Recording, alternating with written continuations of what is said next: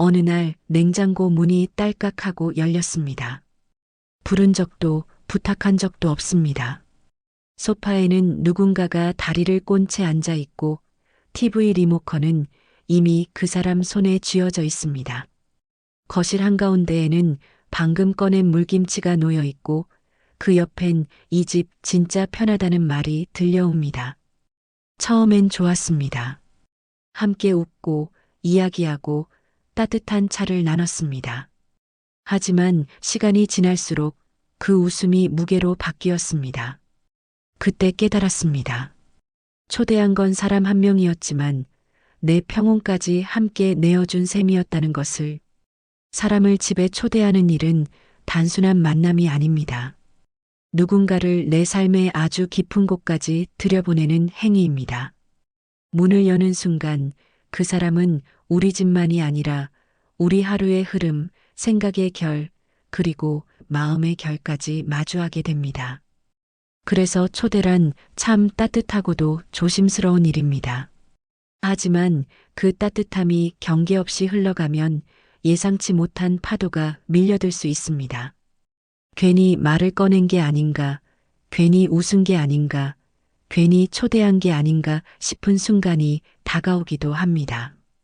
사람과 사람 사이의 관계에서 가장 어려운 건 선을 지키는 일입니다. 적당한 거리와 따뜻한 마음을 동시에 유지하는 건 생각보다 훨씬 섬세한 균형을 요구합니다. 어떤 사람은 그 선을 소중히 여기고 조심스럽게 다가오지만 또 어떤 사람은 아무렇지 않게 넘어버립니다. 문제는 그 순간부터 시작됩니다. 한번 무너진 경계는 다시 세우기가 어렵고 한번 놓은 틈은 점점 벌어지기 마련입니다. 그래서 관계는 처음부터 기준이 필요합니다. 그 기준은 거절이 아니라 보호입니다. 서로를 위한 배려이며 오래도록 좋은 관계를 이어가기 위한 시작입니다. 하지만 우리는 종종 이런 기준을 세우는 데에 주저합니다. 나쁜 사람은 아니니까, 고마운 마음이 있으니까, 외로워서라도. 그렇게 시작된 초대가 어느 날 우리 삶을 뒤흔드는 일이 되기도 합니다. 그렇다고 무조건 경계하라는 건 아닙니다. 중요한 건 삶의 중심인 공간에 누군가를 들릴 때 단단한 내 기준이 있어야 한다는 것입니다. 한 번쯤은 이런 경험 있으실 겁니다. 처음엔 좋았지만 시간이 지날수록 조금씩 불편해졌던 만남. 집에 올 때마다 괜히 청소부터 신경 쓰이기 시작하고 냉장고 문을 열며 스스럼 없는 손길에 마음이 철렁 내려앉았던 순간. 혹은 말끝마다 다른 사람의 이야기를 끌어들이며 나도 모르게 고개를 끄덕이게 만들던 그 시간들. 누군가는 말합니다. 그래도 사람인데 그 정도는 이해해야 하지 않겠냐고. 하지만 그 말 속엔 내 불편함을 꾹꾹 눌러 참으라는 뜻도 함께 들어 있습니다. 사람은 누구나 다정한 얼굴을 합니다. 특히 처음에는 더욱 그렇습니다. 하지만 관계는 시간이 흐를수록 본 모습을 드러냅니다. 진짜 소중한 사람은 내 공간을 존중하고 내 시간을 배려하고 내 마음을 무겁게 하지 않는 사람입니다. 반대로 겉으론 웃으며 다가오지만 내 하루의 흐름을 바꾸고 내 리듬을 흔들고 내 평온을 무너뜨리는 사람도 있습니다. 그리고 그 차이는 아주 사소한 말 한마디, 행동 하나, 눈빛 하나에서 시작됩니다. 지금 이 순간 누군가의 방문이 기대되기보다 부담스럽게 느껴진다면 이미 마음은 신호를 보내고 있는지도 모릅니다.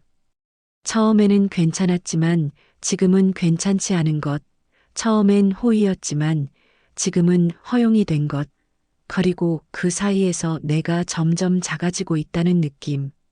관계는 서로를 살피며 자라는 것이고 그 중심에는 경계라는 단단한 줄기가 있어야 합니다. 이번 이야기를 통해 함께 나누고 싶은 건 바로 이 경계에 대한 이야기입니다. 사람을 초대할 때 지켜야 할 기준, 관계가 무너지지 않도록 스스로를 보호하는 법, 그리고 평온한 일상을 지키기 위한 작지만 단단한 원칙. 이 이야기는 누군가를 밀어내기 위한 것이 아닙니다. 오히려 진짜 좋은 사람과 오랫동안 함께하기 위한 시작입니다. 지금부터 함께 나눌 이야기 속에서 여러분 스스로의 삶을 돌아보고 혹시 놓치고 있던 경계를 다시 단단히 세울 수 있기를 바랍니다.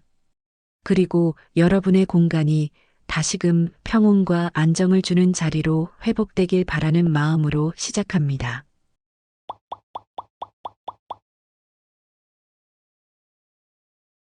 사람을 집에 초대한다는 건 단순한 만남이 아닙니다. 누군가를 내 하루의 흐름 속으로, 내가 쌓아온 시간과 생활 속으로 들이는 일이거든요. 그래서 그 초대는 누군가에겐 따뜻함이지만 누군가에겐 경계가 허물어질 틈이 되기도 합니다. 오늘은 우리 삶을 흔드는 5가지 유형의 사람들과 그에 대응하는 경계 설정 방법, 그리고 초대를 건강하게 이어가기 위한 실질적인 기준들을 함께 살펴보겠습니다. 첫 번째는 집 등급을 매기는 사람입니다. 이런 분들은 딱 한 번 초대했을 뿐인데 그 이후로 말투가 조금씩 달라집니다. 집이 넓다며 은근히 감탄하는 척하면서 여유 있어 보이시네요 라는 말을 슬쩍 흘리고 반찬이 많다며 경제적 여유를 짐작하죠. 겉으로는 칭찬처럼 들리지만 그 말엔 거리와 구분, 질투와 의심이 섞여 있습니다. 어떤 사람은 집이 화려하면 질투하고 또 어떤 사람은 집이 소박하면 슬쩍 무시합니다. 중요한 건 그들이 여러분이 아닌 집을 기준 삼아 사람을 판단하고 있다는 점입니다. 그 순간부터 관계는 삐걱이기 시작합니다. 상대가 머릿속에서 여러분을 위아래로 나누기 시작하면 관계의 균형은 무너지게 됩니다. 실제로 심리학 연구에서도 사람은 집의 구조나 분위기만으로 상대의 성향과 삶의 질을 짐작한다고 합니다. 냉장고가 정리되어 있으면 자기 관리를 철저히 하는 사람으로 보고 향초가 많으면 감성적인 사람으로 판단하기도 합니다. 집은 그만큼 말 없는 자기소개서입니다. 그래서 그걸 보고 관계를 정하는 사람이라면 초대는 이미 심사를 당한 거나 마찬가지입니다. 이럴 땐 분명히 하셔야 합니다. 내 공간은 내 평가판이 아니라는 점을요. 누군가가 집을 보고 눈빛이 달라졌다면 그 사람은 관계가 아니라 위계로 여러분을 보고 있는 겁니다.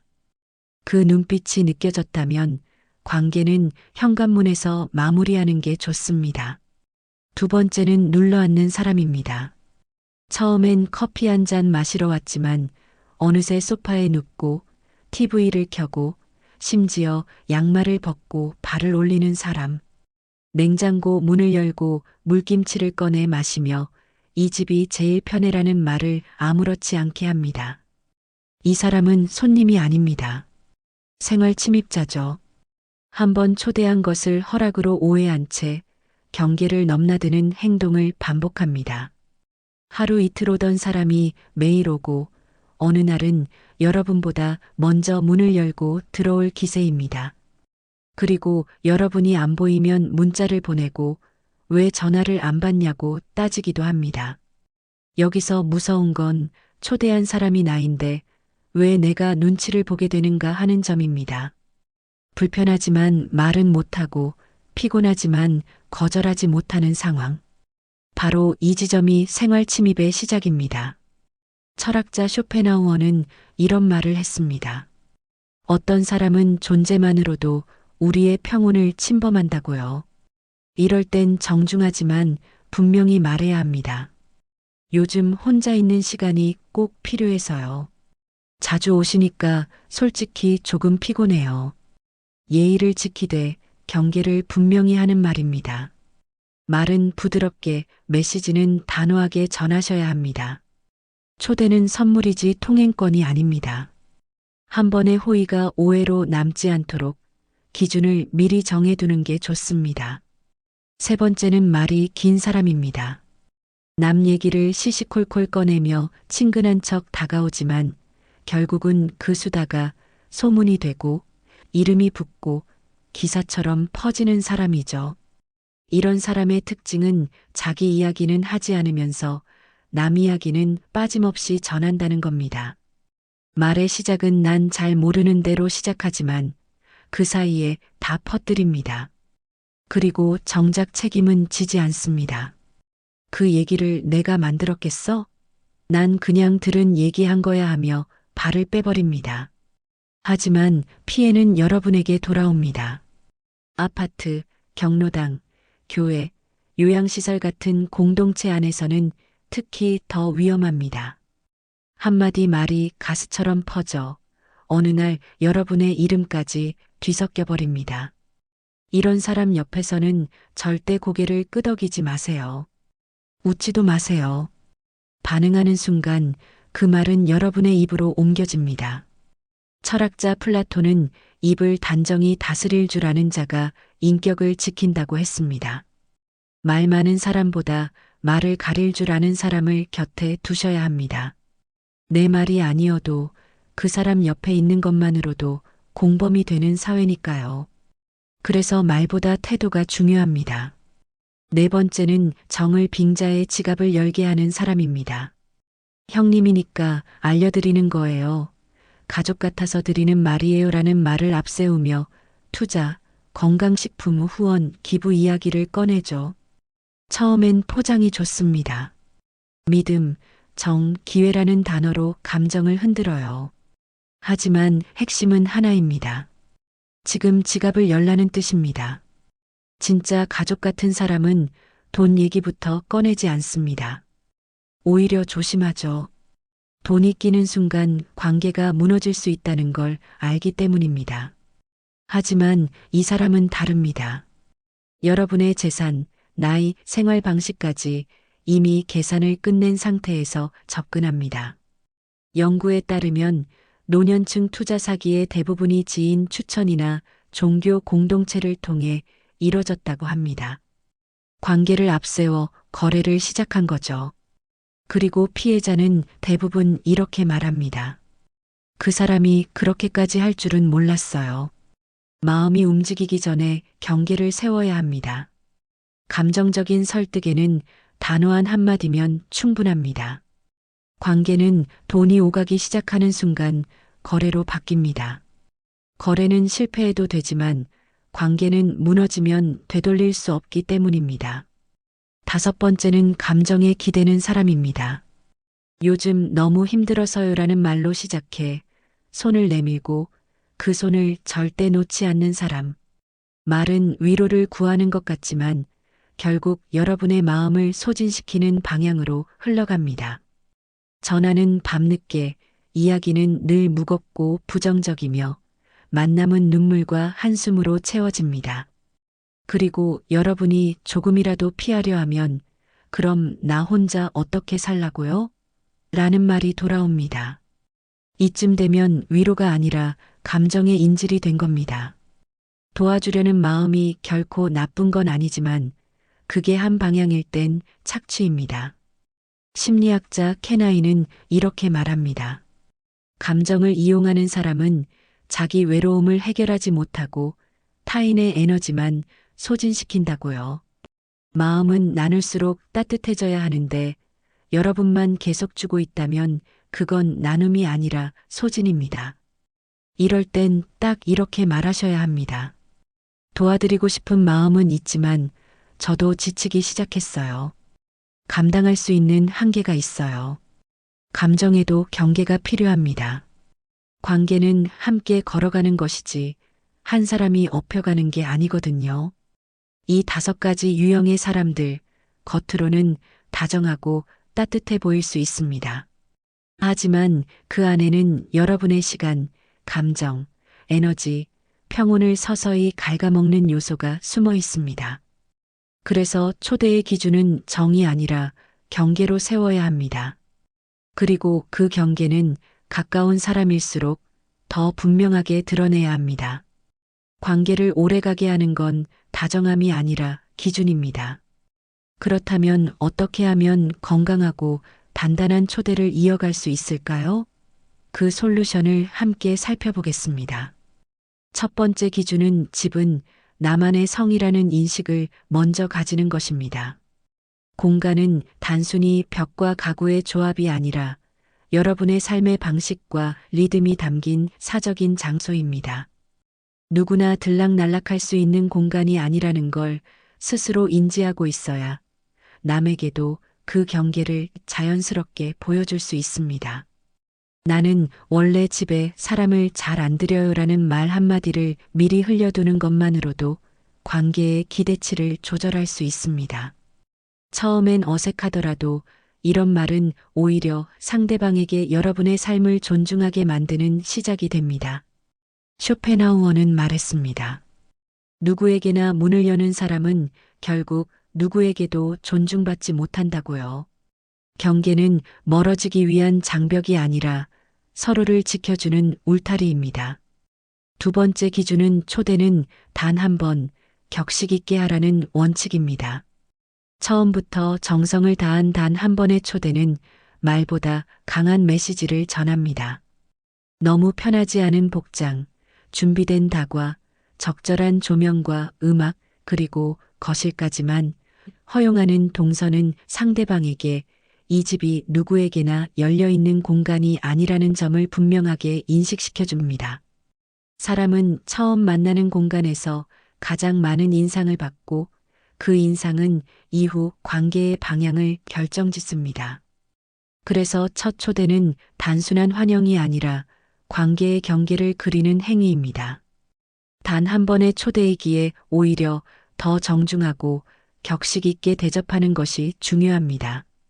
이것은 배려이면서 동시에 여기는 아무 때나 놀러 오는 집이 아니다라는 조용한 경고가 됩니다.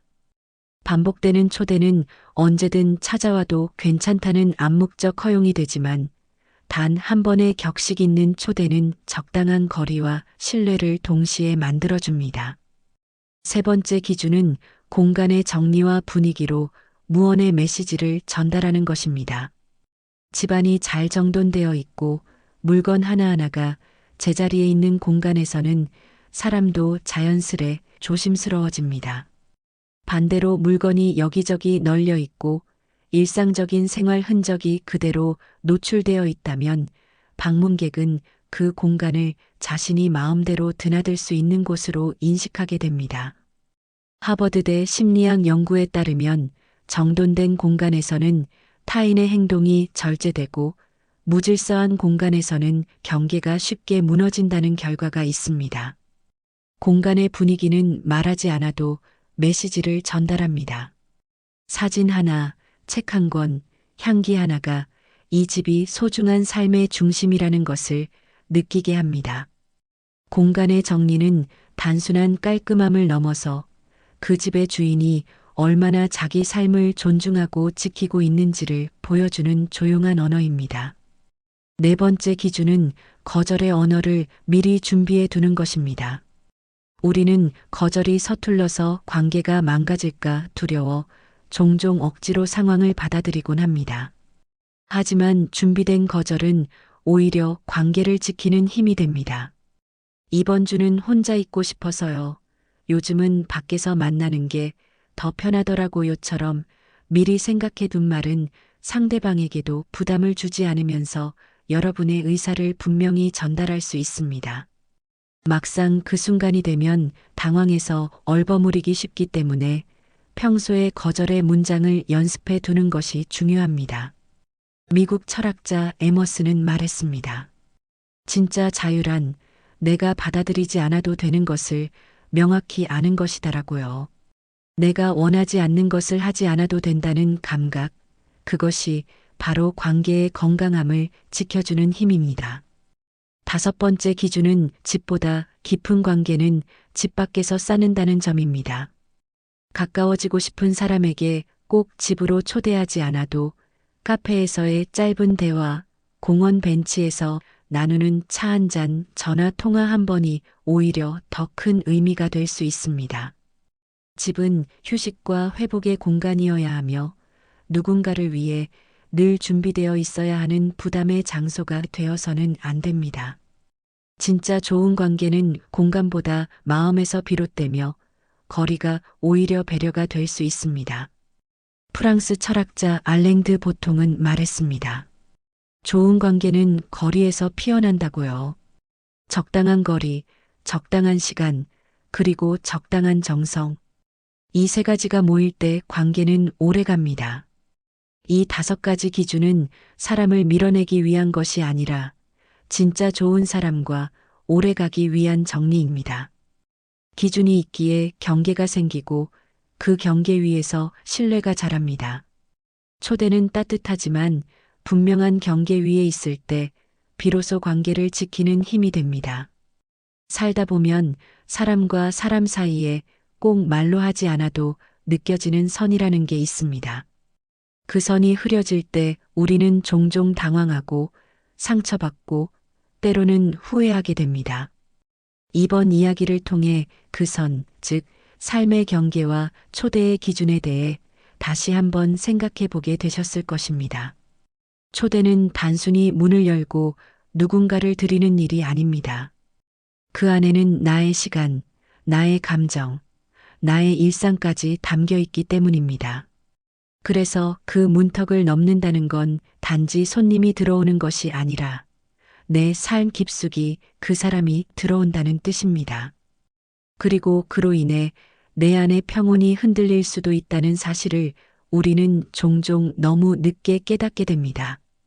관계에는 따뜻함과 함께 기준이 필요합니다. 관계는 따뜻함만으로는 유지되지 않습니다. 기준이 있어야 하고 경계가 있어야 합니다. 정으로 열어주는 관계는 쉽게 가까워질 수는 있지만 기준이 없는 정은 결국 나를 소진시키는 방향으로 흘러갑니다. 그래서 관계는 거리에서 다시 시작될 수 있어야 하고 존중은 경계에서 피어날 수 있어야 합니다. 누군가를 내 집에 초대하고 그 공간을 공유한다는 건 그만큼 신중해야 하고 조심스러워야 합니다. 한 번의 허용이 습관이 되고 그 습관이 익숙함이 되고 익숙함이 무례로 이어지는 건 정말 순식간입니다. 그래서 우리는 처음부터 선을 명확히 그을 필요가 있습니다. 경계는 차가운 벽이 아닌 따뜻한 울타리입니다. 하지만 그 선은 결코 차가운 벽이 아닙니다. 오히려 따뜻한 울타리입니다. 진심으로 관계를 오래가고 싶다면 처음부터 분명한 기준을 제시해야 하고 그 기준 안에서 배려와 신뢰를 키워가야 합니다. 초대는 호의가 아니라 기준으로 시작되어야 하며 관계는 편안함이 아니라 존중 위에 세워져야 오래갑니다. 정을 나누되 기준은 잃지 않고 가까워지되 경계는 지키며 따뜻하지만 단단한 마음으로 사람을 마주해야 합니다. 그럴 때 우리는 후회 없는 관계를 만들 수 있고 평온한 삶을 지켜낼 수 있습니다.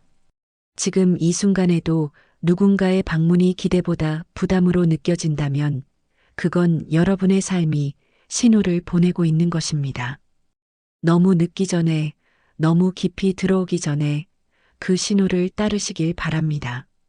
초대는 언제나 다시 시작할 수 있습니다. 기준은 언제라도 다시 세울 수 있습니다. 관계는 다시 거리를 조정할 수 있고 마음은 다시 단단해질 수 있습니다. 중요한 건 지금입니다. 지금부터라도 여러분만의 초대 기준을 다시 세워보시기 바랍니다. 그리고 그 기준이 여러분의 삶을 지켜주는 울타리가 되어줄 것입니다. 오늘의 이야기가 여러분의 마음에 작은 기준이 되었기를 바랍니다. 혼자 있는 시간도 소중하고 관계 속 거리도 필요하며 나의 평온을 지키는 것도 더없이 중요하다는 사실. 그 모든 것을 기억하며 여러분의 집과 마음이 언제나 평화롭고 따뜻하게 유지되기를 진심으로 바랍니다.